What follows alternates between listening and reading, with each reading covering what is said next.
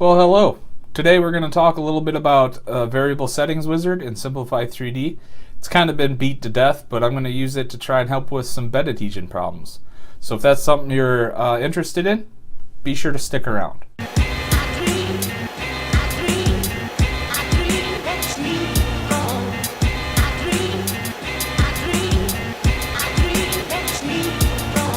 Okay, so we're in the Simplify 3D environment here, and this is a model. This one in the middle is one I designed in Fusion 360 in a previous Design Allure episode, so if you're interested in that, I'll put a card around somewhere. But you can see that it's very organic all the way around. There's no real flat spots to put this. The only real option to print would be to print this vertically, something like this here, to print it like that vertically, but then the only real support for these items as it prints all the way up is going to be this like 2mm little stick support here for the off the nose, and I'm pretty sure that we're going to get something to snap off left or right on that. I don't really trust that enough. So what I want to do is print it horizontally like this, and I want to have some way to fix it to the bed. So that's kind of forcing me to go into the offset position and move it up high on the Z, forcing Simplify 3D to throw in supports underneath the entire model, right? So then I know it's going to start printing on the bottom, it's going to go up. But I want this because I'm going to cast these in a resin and eventually cast them in plastisol for fishing.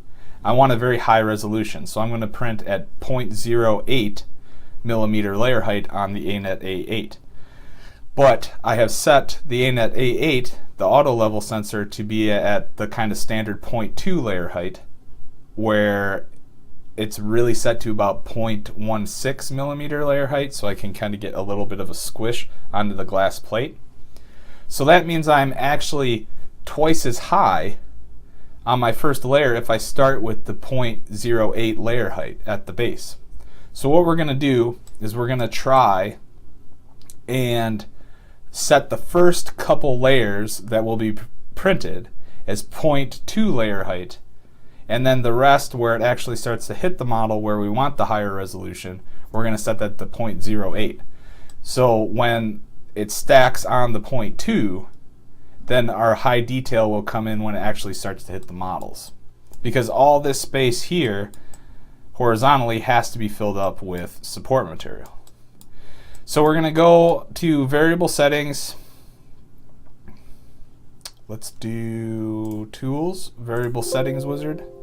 We'll put one process in. I'll start with my profile for the 0.2 millimeter layer height for the ANET A8. I'm just going to check through here real quick. Everything looks good. My starting script for the auto home's in there. Everything looks good. I got it pretty slow, and I'm okay with that. So I'm going to start with that one. Then I'm going to add the variable settings wizard. And when you click that, it shows up with this red bar that tells you here's where you're at. You can choose to split that. You cannot. Let's move this up slightly. Let's put it in the air. Very much in the air. Okay.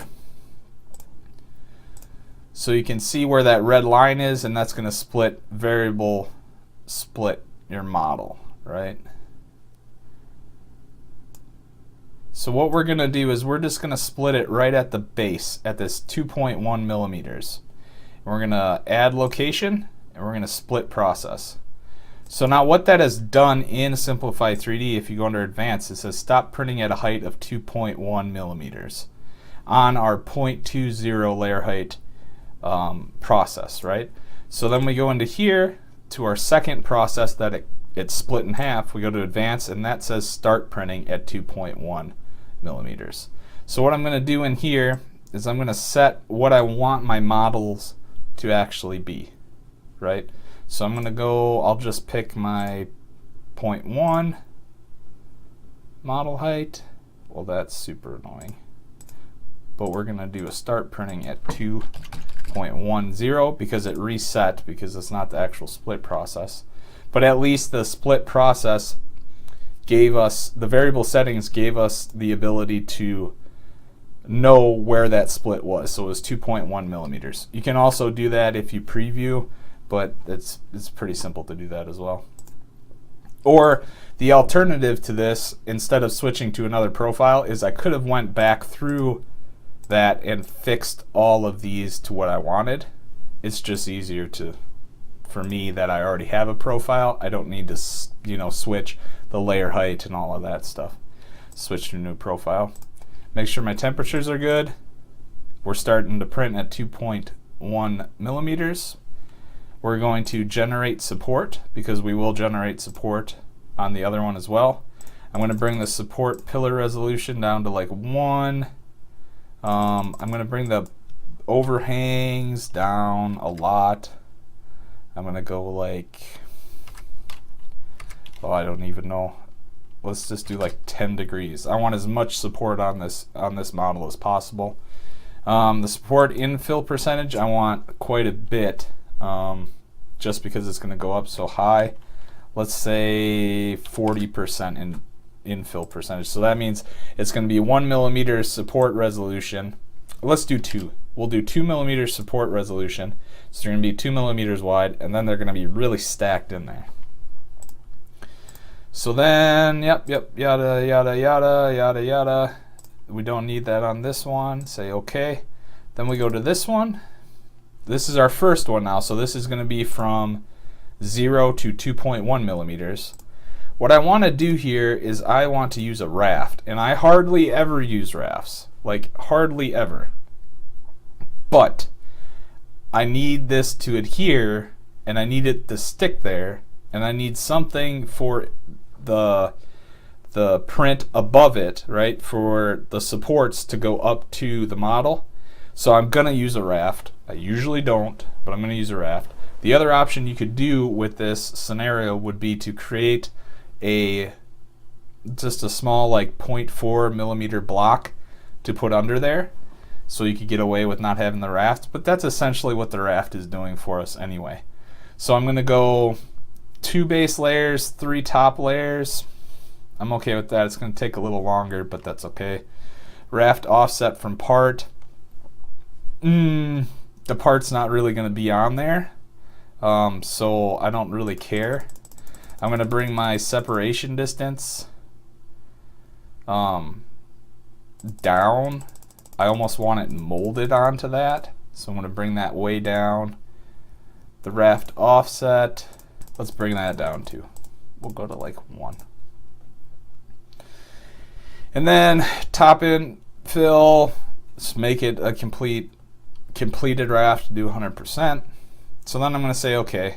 Now hopefully what happens here is we have a raft show up, and then we have supports coming up to every portion of this, because we have support set that low of a max angle. Our supports are at like 10%. So anything that has more than a 10% lean to it's going to get a support. So we'll select all. That's selecting both our 0.2 layer height and our 0.08 layer height profiles, and we're going to do a continuous print, which means it's going to go it's going to do the first one and then the second one stacked. Sequential is if you had something across the bed where you wanted, like for instance, Simplify 3D on their website gives an example for sequential printing by doing a chess set piece by piece. So your printer will walk around the bed completing each print as it goes. You can set that up to go do 10 millimeters of this print, then go to this print, etc. But we're going to do continuous layers, so it does both processes at the same time. Okay, so there we go. Now we have a raft under our prints, and for some reason it's freaking out. Oh, you know why? So this is a good lesson. The differences between the supports on this one and the 0.2 profile have led it to be a little bit different. So we have to change the supports from that process to this process. So we're going to go supports, max overhang angle 10. It's at 2 millimeter supports. We're going to do an infill percentage density of 30%. That's what we had the last time. We're going to say OK. We're going to double check that. 2 millimeter, 10 degrees at 40%. So I'm going to go back in, because I thought we did 40, but we did.